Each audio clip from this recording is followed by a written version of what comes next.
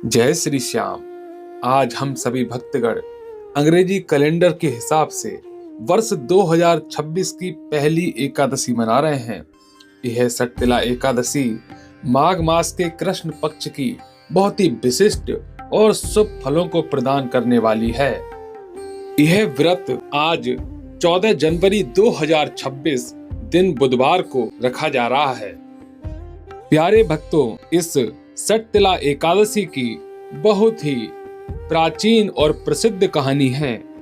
हिंदू मान्यता के अनुसार एक समय काशी नगरी में एक आदमी बहुत ही गरीबी में अपना जीवन यापन करता था। वह जंगल से लकड़ी काटकर अपना गुजारा किया करता था, लेकिन जब कभी भी उसकी लकड़ी ना बिकने के कारण कमाई नहीं होती थी तो वह अपने बच्चों के साथ भूखा ही सो जाया करता था।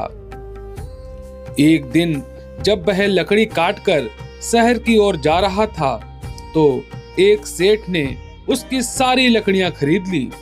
जब वह उन लकड़ियों को उस सेठ के पास पहुंचाने के लिए घर पहुंचा तो उसने देखा कि वहां किसी चीज की भव्य तैयारी चल रही थी। सेठ जी से पूछने पर उसको पता चलता है कि वहां अगले दिन सटतिला एकादशी की व्रत की तैयारियां चल रही थीं। तब लकड़हारे ने सेठ जी से पूछा कि इसे करने से क्या फल प्राप्त होता है। तब सेठ जी ने बताया कि इसके पुण्य फल से बहुत अधिक फलों की प्राप्ति होती है। धन दौलत मान सम्मान आदि में वृद्धि होती है, घर परिवार खुशहाल रहता है और व्यक्ति की हर मनोकामना पूर्ण होती है। उस सेठ से व्रत की विधि जानने के बाद उस लकड़हारे ने अपनी पत्नी के साथ सटतिला एकादशी का व्रत बड़ी ही विधि विधान से किया और तिलों का दान दिया। उस गरीब लकड़हारे ने एकादशी का 1 साल तक व्रत किया, जिसके पुण्य फल से वह काशी नगरी का सबसे धनी सेठ बन गया। एकादशी माता, जिस प्रकार तुमने उस लकड़हारे की सारी मनोकामनाओं को पूर्ण किया, धन दौलत आदि से युक्त किया, उसी प्रकार उन सभी भक्तों की जो इस कथा को बड़े ही ध्यान से सुन रहे हैं, उनकी भी झोलियां अवश्य भरना। प्यारे भक्तों, जिस प्रकार इस एकादशी का नाम है सटतिला एकादशी, अर्थात 6 प्रकार से तिलों का प्रयोग करने वाली एकादशी। पहला प्रकार है स्नान, अर्थात पानी में तिल मिलाकर स्नान करने से इस व्रत के पुण्य फल की प्राप्ति होती है। दूसरा प्रकार है उपटन या मालिश, तिल के तेल या पेस्ट से शरीर की मालिश करने से इस व्रत के फल की प्राप्ति होती है।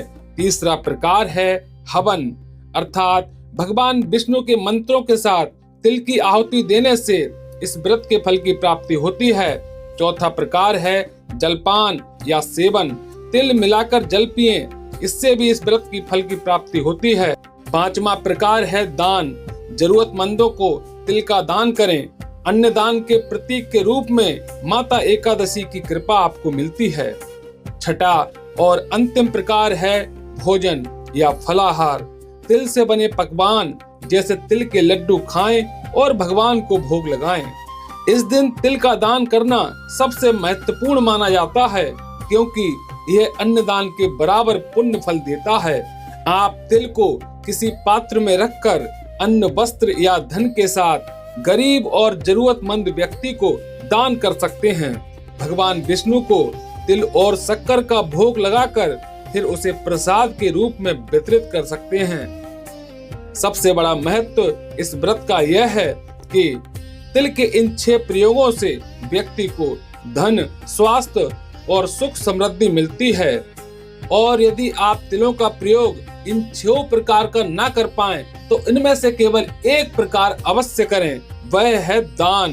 कहते हैं इस व्रत में तिलों का दान करने मात्र से भगवान विष्णु व माता एकादशी की एक विशिष्ट कृपा हम सभी को प्राप्त हो जाती है और यह व्रत सभी जन्मों के पापों का नाश करता है और अंत में मोक्ष प्रदान करता है।